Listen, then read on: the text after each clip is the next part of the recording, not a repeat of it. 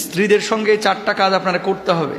1 number, এই যারা আপনারা মোহরানা দেন নাই বউদেরকে, বিয়ে করে বাচ্চা কাচ্চা হয়ে গেছে, পোলাপানো জানে না যে আমার মায়ের মোহরানাটা আমার বাপ দেয় নাই, আপনি কিন্তু বড় অন্যায় করেছেন ভাই, বড় অন্যায় করেছেন। আপনি মোহরানাটা আজকে আদায় করেন যদি সামর্থ্য থাকে, আর যদি সামর্থ্য না থাকে অন্তত বউয়ের কাছে মাপ চান, অন্তঃস্থল থেকে মাপ চান, মৌখিক মাপ না, কান্নাকাটি করেন দরকার হয় যে সত্যি কি তুমি মাফ করছো। মানুষের হক নষ্ট করলে যেমন গুনাহ হয়, বউয়ের মোহরানা আদায় না করে মারা গেলে যদি বউ মাফ না করে আল্লাহ আপনারা মাফ করবে না, নাউজুবিল্লাহ বলেন। ওয়া আতুন নিসা সাদাকাতিহিন্না নিহলা।